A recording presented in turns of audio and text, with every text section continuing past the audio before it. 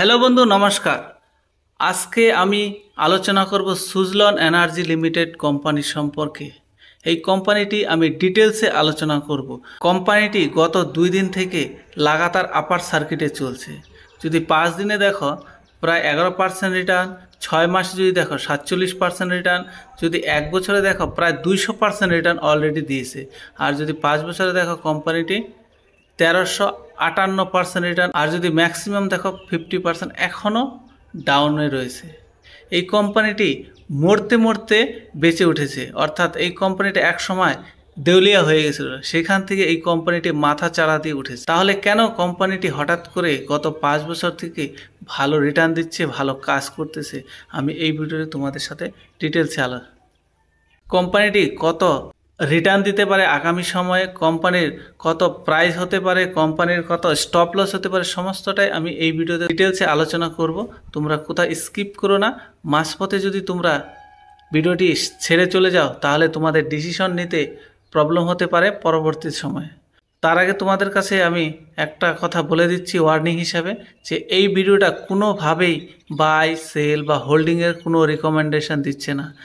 তোমরা যদি এই কোম্পানিতে বাই হোল্ড বা সেল করো, সেটা তোমাদের ব্যক্তিগত অ্যানালাইসিসের উপর নির্ভর করেই করবে। তাহলে চলো আমরা কোম্পানির ডিটেলস আলোচনা যাচ্ছি। কেন এই কোম্পানিটি লাগাতার 2 দিন আপার সার্কিট চলছে।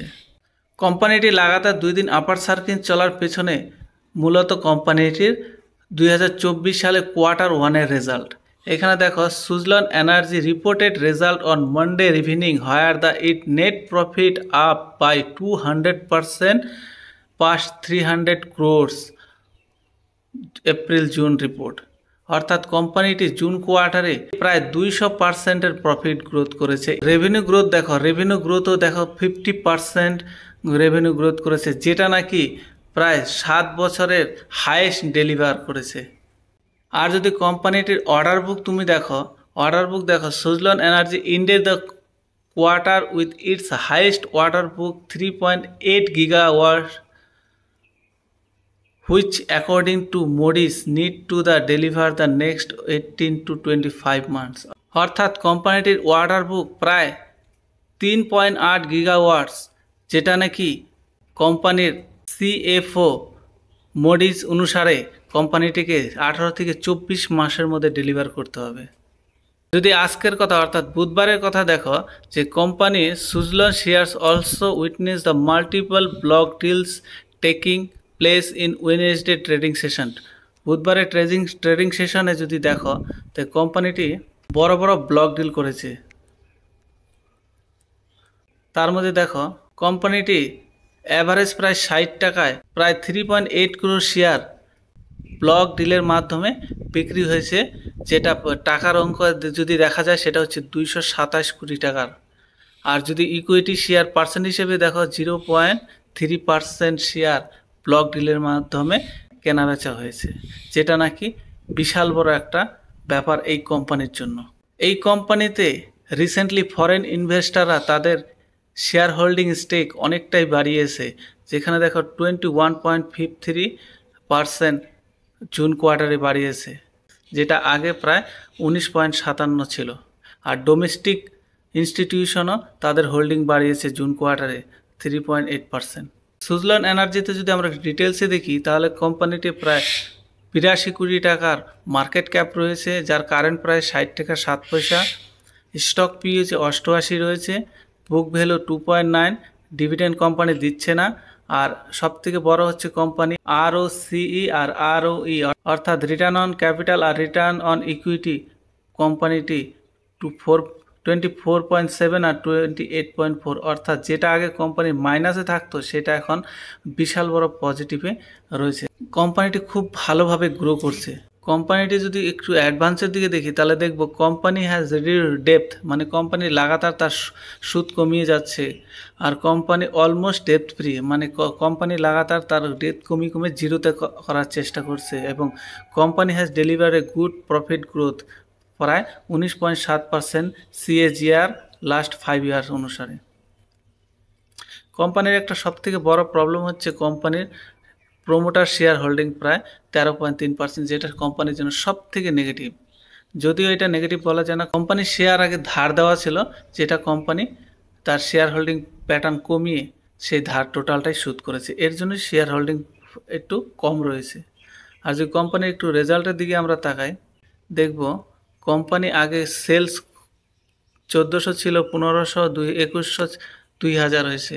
অপারেটিং প্রফিট যদি দেখি, অপারেটিং প্রফিট আগে ছিল 225, 248, 357, 370, মানে লাগাতার হয়েছে। আর অপারেটিং প্রফিট মার্জিন 16 থেকে 18 হয়েছে। আর যদি আমরা কোম্পানির নেট প্রফিট দেখি, তাহলে দেখব গত বছর ছিল 102, তারপরে 203, 254, 302, অর্থাৎ কোম্পানি নেট প্রফিট ডাবল করে ফেলেছে।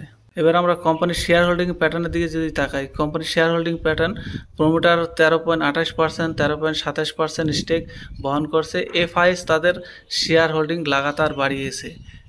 তুমি যদি একটু প্রথম দিকে দেখো, শেয়ার হোল্ডিং আগে ছিল 4.10, 4.85, তারপরে কোম্পানি 5.5, 6.29, 7, 7.6, 7.79, 10.88, 17.83, 19.57, 21.53 বর্তমানে এই হোল্ডিং স্টেক করছে।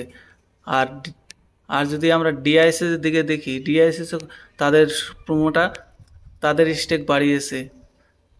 এখন বর্তমানে ডিআইএসএস তারা 9.17 স্টেক বহন করতেছে, যেটা নাকি কোম্পানির জন্য খুবই গুরুত্বপূর্ণ এবং কোম্পানির জন্য খুবই ভালো। আর পাবলিক যদি দেখি, পাবলিক 56.3% রয়েছে, যেটা আগে ছিল 60.85%, অর্থাৎ পাবলিকের শেয়ারগুলাই চলে গেছে ডিআইএস এবং এফআইএস এর হাতে, যেটা নাকি কোম্পানির দিক থেকে দেখলে খুবই ভালো এবং কোম্পানিটি ট্রাস্ট করা যায়।